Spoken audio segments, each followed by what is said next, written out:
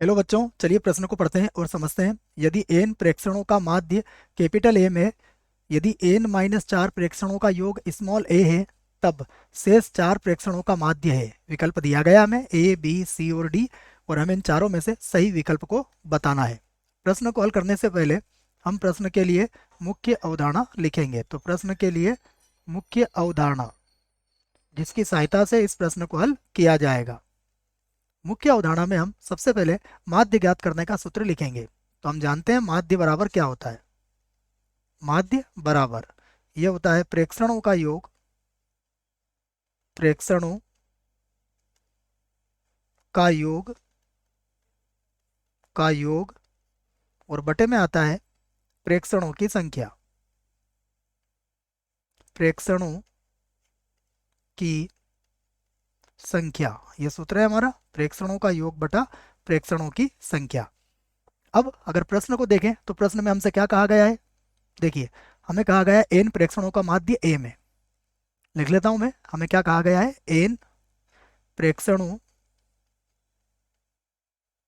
N प्रेक्षणों का माध्य, N प्रेक्षणों का माध्य यह है हमारे पास कैपिटल एम है। तब तब योग कितना हो जाएगा इनका, तब योग हो जाएगा एन गुणा कैपिटल एम। उसके बाद हमसे कहा गया है एन माइनस 4 प्रेक्षणों का योग। फिर कहा गया है एन माइनस 4 प्रेक्षणों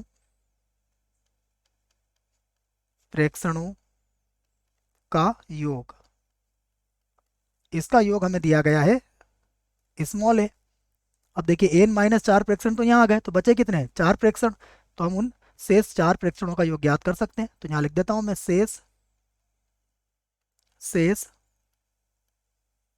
4 प्रेक्षणों, शेष 4 प्रेक्षणों का योग कैसे ज्ञात होगा। देखो कुल योग कितना आया हमारा, कुल योग आया एन और कैपिटल एम। इसमें से हम एन माइनस 4 प्रेक्षणों का योग घटा देंगे, तो ये एन माइनस एम हो जाएगा। तो ये हमारे पास शेष 4 प्रेक्षणों का योग आ गया। अब हमें इसका माध्य ज्ञात करना है, तो लिख देते हैं हम शेष 4 प्रेक्षणों प्रेक्षणों का माध्य। और माध्य बराबर क्या होता है, देखो योग कितना है, योग तो है एन कैपिटल एम माइनस ए, और बटा प्रेक्षण कितने हैं इसमें 4। तो ये हमारा उत्तर होगा। विकल्प देखते हैं।